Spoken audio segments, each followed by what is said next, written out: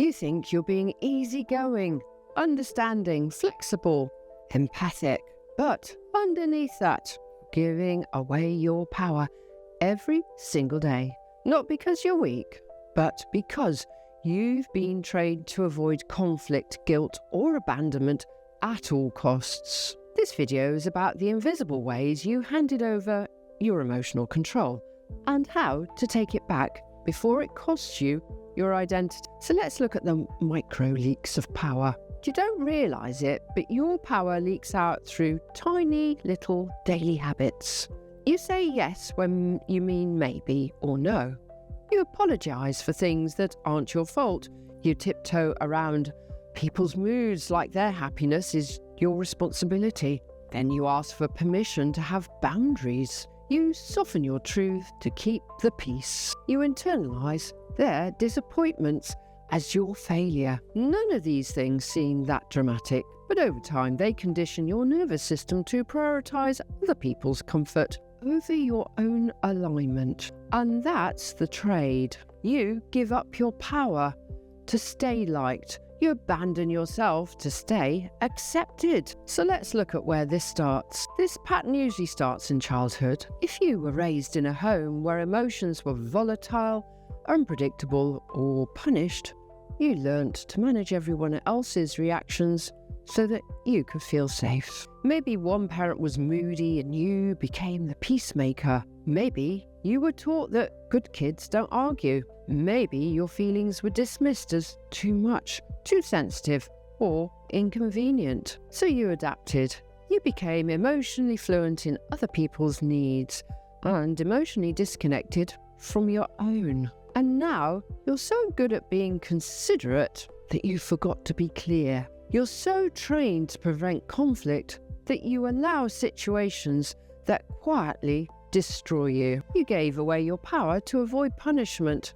Now you give it away to avoid discomfort. And the scariest part is people don't even know you're doing it because you seem calm, composed, capable, but inside you're carrying that emotional burden of everyone but yourself. And let's look at what it costs you. You feel exhausted but can't explain why. You second guess yourself in every conversation. You keep attracting dominant, controlling, or emotionally unavailable people. You feel unheard even when you speak. You overthink everything and blame yourself when things go wrong. You're not broken.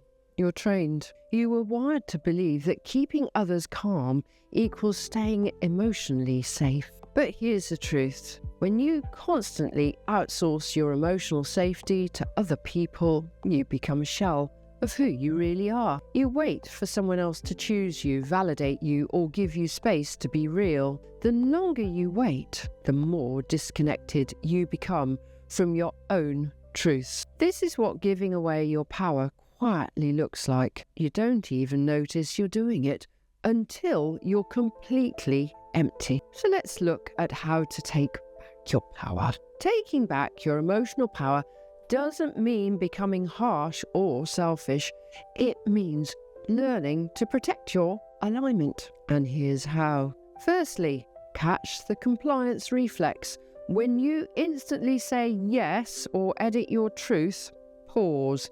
That's the moment of your power. Replace over-apologising with clarity. Instead of, I'm sorry I can't, try, that doesn't really work for me right now, or can I do it later? Stop taking emotional responsibility for other people. Their mood is not your job.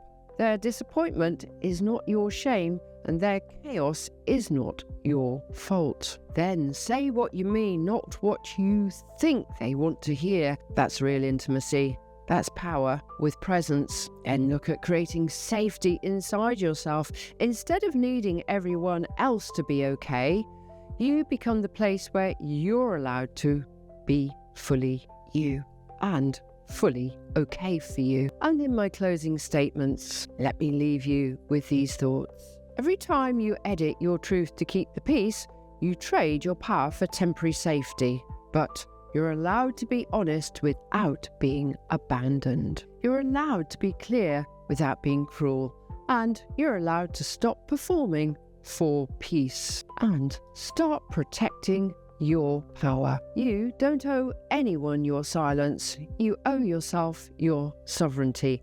And that's where your real strength lives.